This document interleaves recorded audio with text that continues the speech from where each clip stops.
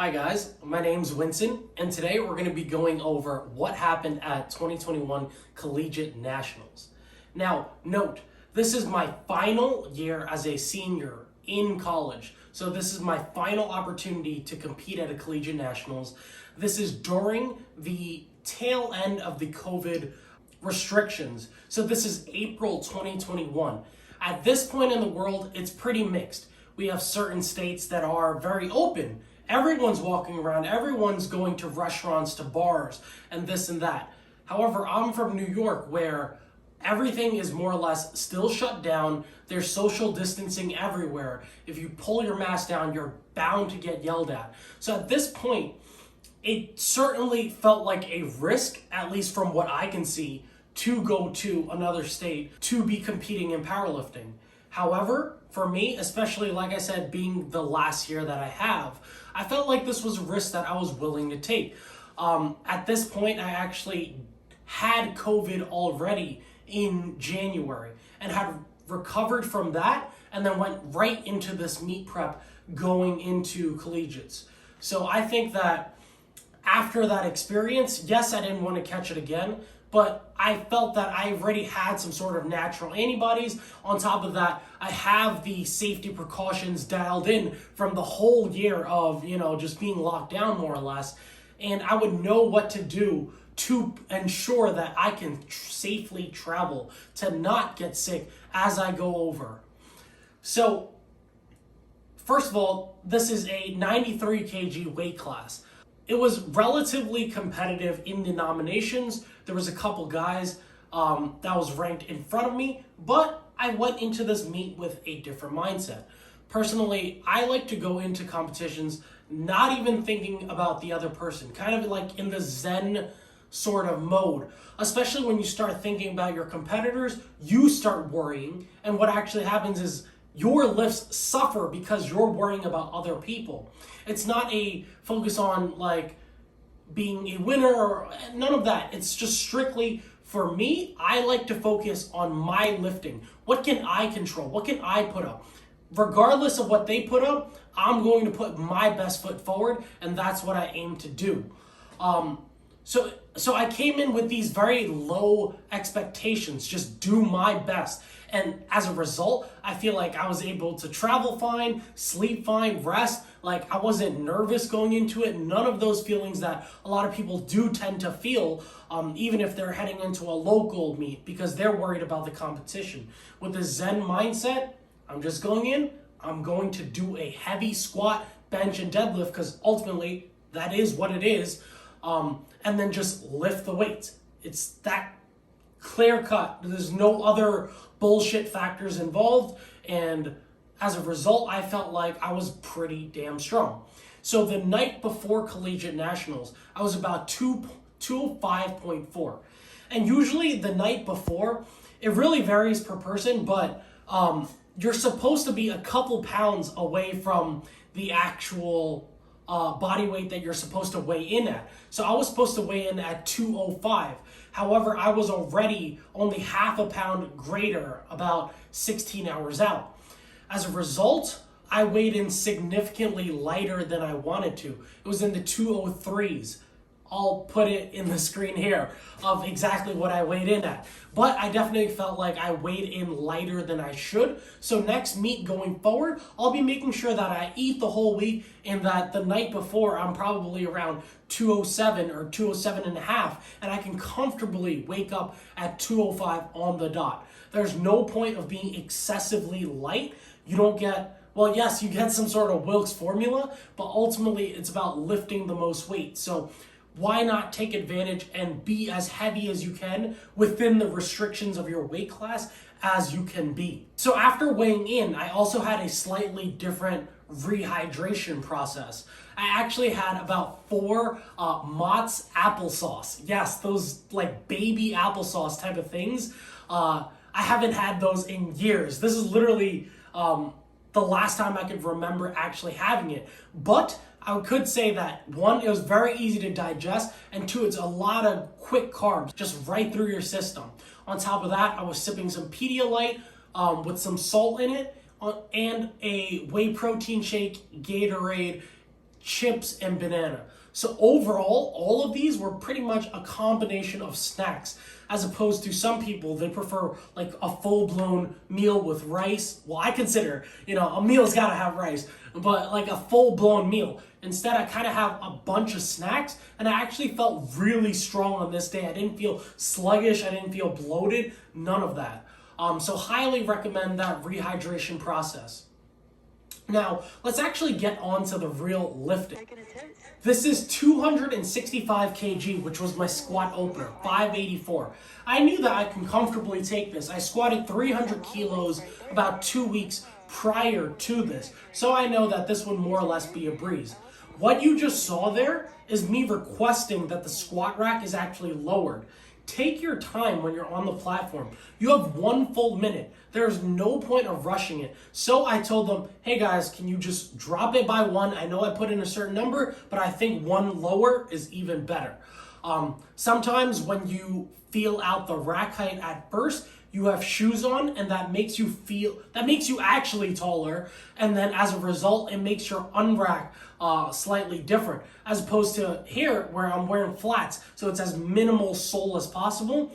I'm slightly shorter, so therefore I had to readjust the rack 1 down. On top of this, you can see that I'm sliding into position on my squat. I take my time, wiggle it, make sure that it's clearly on your shelf. You don't want a low bar that is slipping off. There's a lot of damage that can happen, one to your spotter, but also to your arms, to your shoulders. You get really beat up quickly if you let that weight just kind of sit there while it's falling down. For me, I have a huge shelf there. It is very important for me to be able to do that. So now let's watch the squat. Ooh, for a squat too. Let's see it. This guy over here is close to 600. He got 584. Winston. Absolutely smoked that. And in fact, that moved actually better than in the warm-up room. In the warm-up room, we had a little bit different circumstances. We had Texas power bars on top of that with pound plates. So when you start stacking up 5 plates aside, 5 and a quarter, so 545, the bar gets really whippy. So the moment you walk out, it starts bending on you, and the walkout feels weird because it's bending, it's like vibrating more or less downwards. And then when you get set into position, it also vibrates on the way down. So therefore, it kind of throws you off. So once I got on the platform, it was a Laco plates, stiff bar, competition grade. I knew it was instantly more stable on my back. And as a result, I felt like, wow, this is so much better than in the warm-up. And I smoked that squat as a result. And then after this 265 kilos, I went on to take 285 kilos. So that's a 20 kilo jump, which is a pretty significant jump even for someone at my strength level. But I did feel comfortable with it.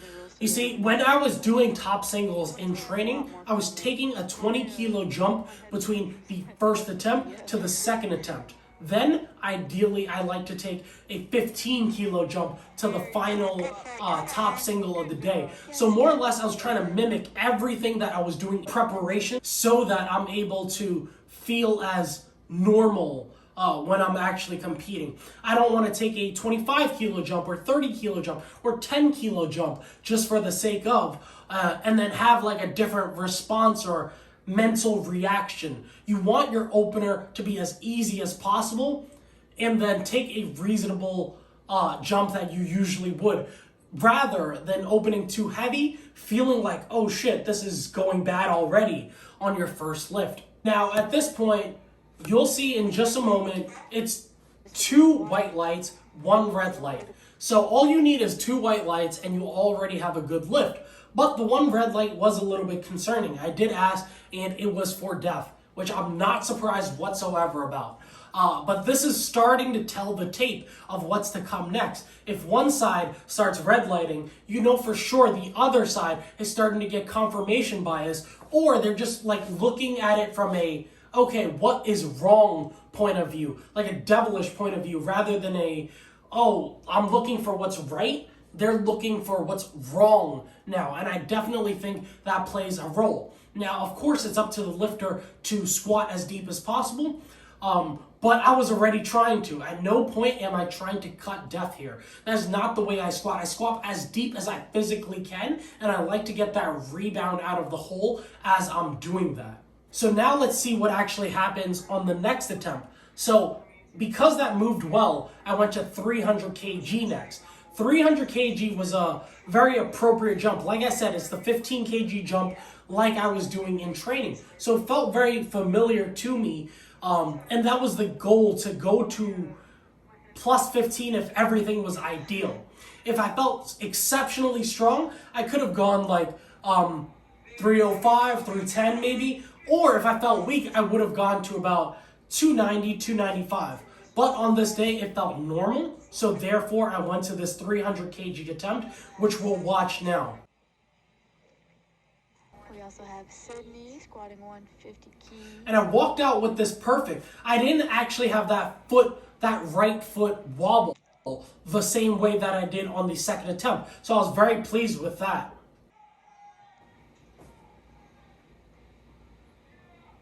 Come on, Winston. And as I squatted this, you can see that moved pretty good. If there was fourth attempts, which of course there isn't, I honestly think on this day I could have done something about 310, 683 pounds. Felt exceptionally strong. So once again, that rehydration process, highly recommend you try it. However, the next part is this lift did not count because we didn't hit depth. So the two side judges actually red lighted this, as you'll see. And I did a little bit of a, like, what? Because you can go to the jury afterwards and demand that they relook at it. If they think that, it's a bad lift, then it's a bad lift. But in the exception that they do think it's a good lift, then you have a chance to reverse the call that was just made. However, one thing I do have to say is that the jury is all the way towards like a 2 o'clock position from relatively far away. So I don't know how they would possibly see that it is or isn't to the standard that it should be. However, there's 3 judges that are the main appointed people to see how deep it is. Now this is a friend's angle that I just wanted to show. My friend Dallin and his girlfriend recorded from this angle right in front and below, and I think this is the most convincing angle to show the depth. So you let me know in the comments whether or not you think this was too depth. Let's go! Go how bad do you want it? Let's go! Definitely hearing how bad you want it sparked a fire in me. It reminded me, like, wow, I'm really on this platform. I gotta lift this. And I want to lift this as well. So once again, the smooth walkout. Go break the tank. Go break the tank. What? Get it up!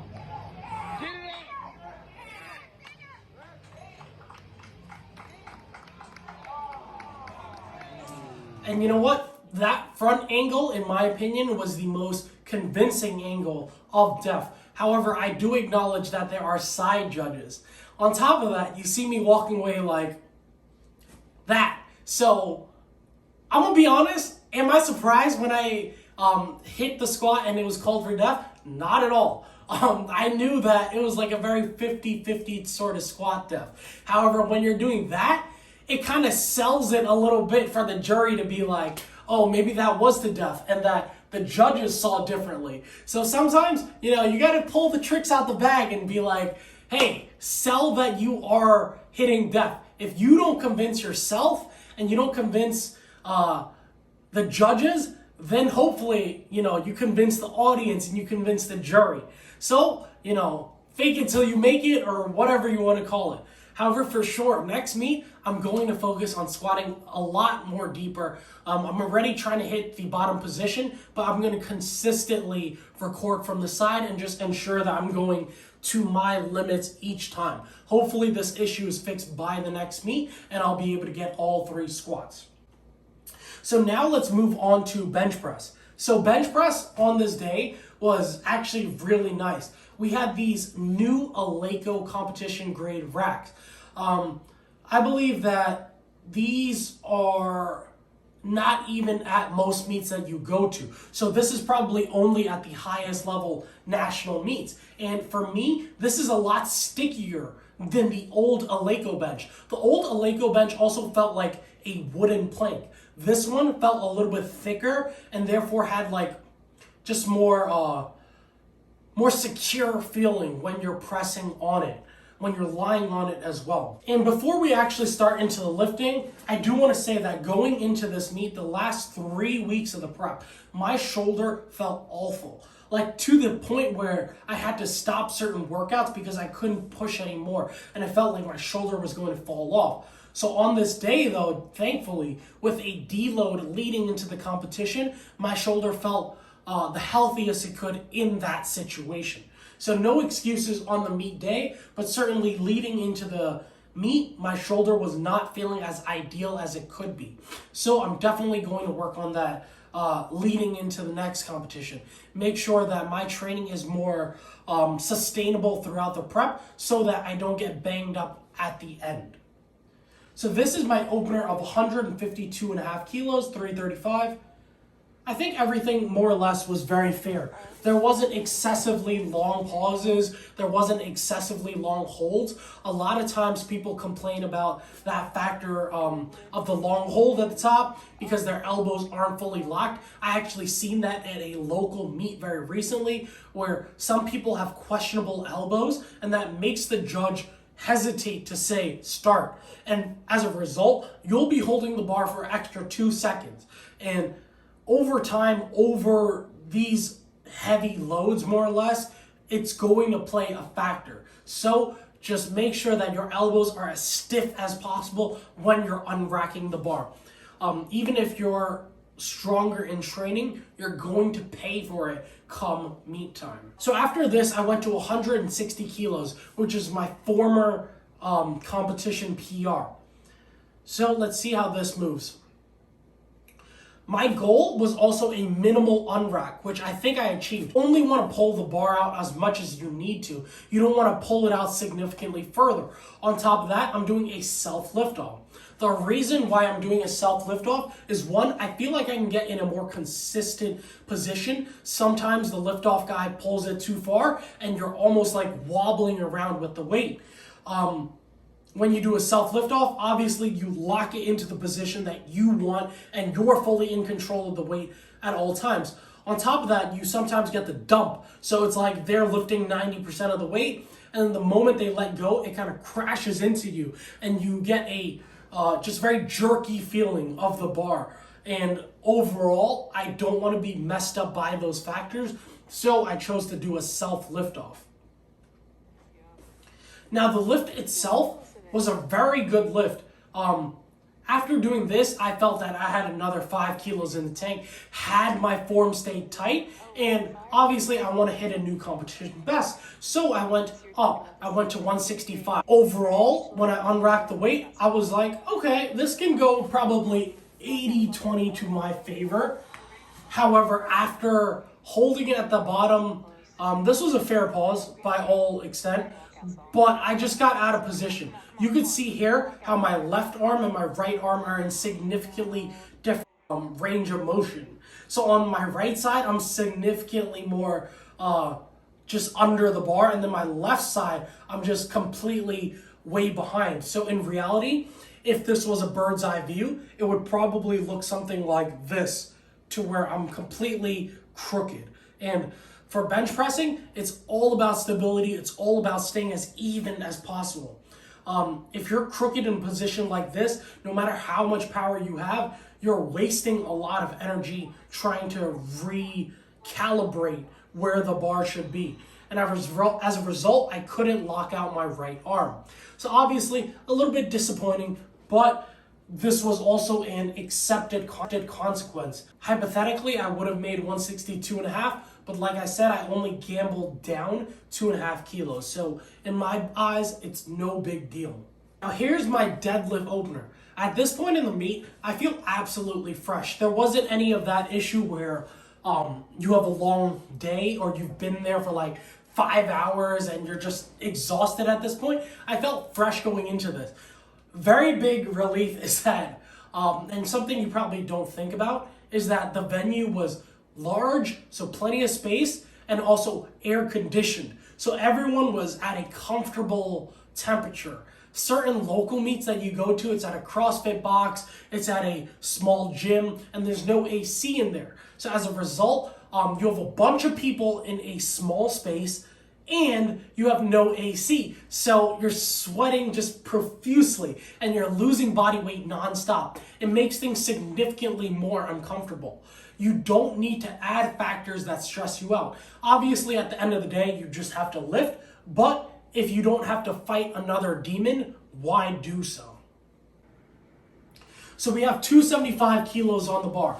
You may think that's a very light opener considering where I went afterwards. I went to 315 kilos at the end, so 694 pounds, which is 90-pound difference between opener and third attempt. However, once again, I like to open very light and take the same jumps that I would in training.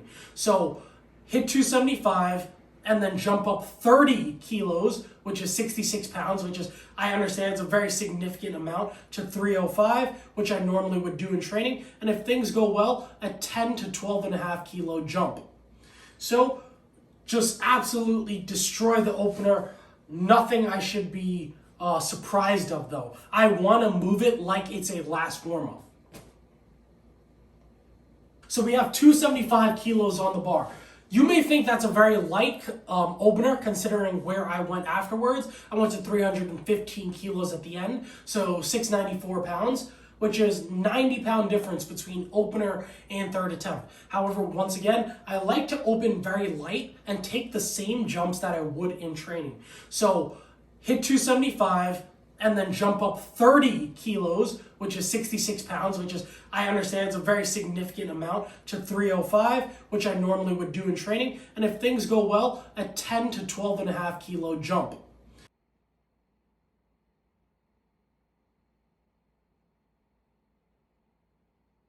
So just absolutely destroy the opener.